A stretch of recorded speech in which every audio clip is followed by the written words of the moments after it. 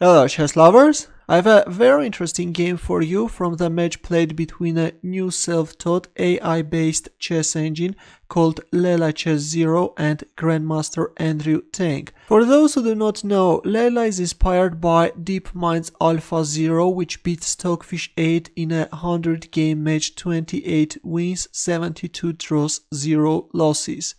Except for the fundamental rules of chess, everything Leela knows she has learned from playing games against herself. Leela doesn't use an opening book or an endgame table base. Now back to our match. This was a 5-minute game with 2 seconds increment, and Andrew Tang started with d4, knight f6 by Leela, c4, e6, knight c3, d5, the game is transformed into a queen's gambit declined and white captures on d5, going for exchange variation. It takes d5, bishop g5, bishop e6, e3, bishop d6, bishop d3, c6, queen c2, concentrating more pieces on this diagonal, and h6. Of course, castling kingside can't be played because white can simply capture on h7 using the fact that the knight on f6 is pinned.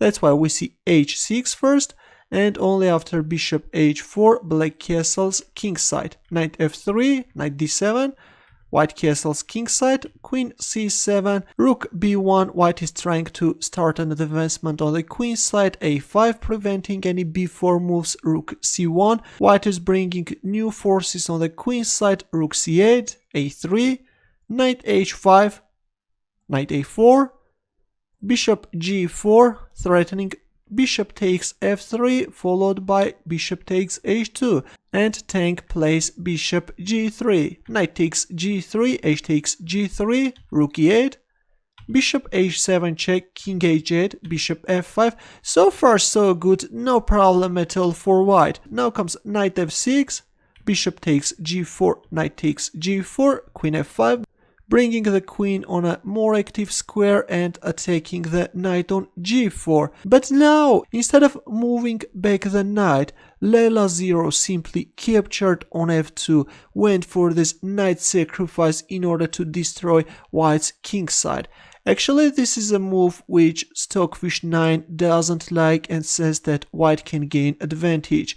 But let's see, will Andrew Tang manage to realize his advantage? King takes f2, black is also capturing on g3, king e2, the king should stick to this e3 pawn in order to protect rook e7, the second rook is also coming, and rook c3.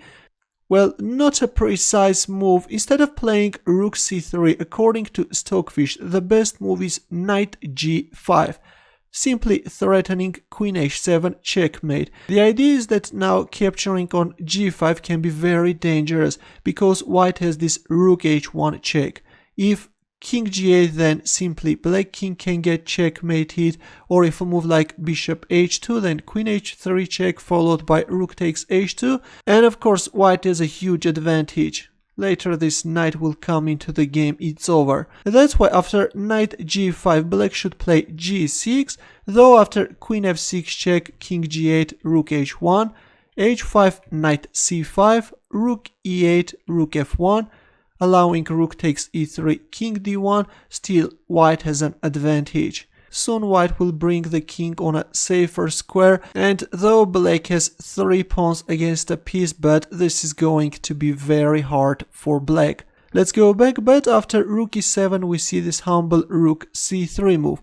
Now comes g3, first kicking away the queen, king g7, rook f1, rook e8, putting more and more pressure on e3 square, knight d2.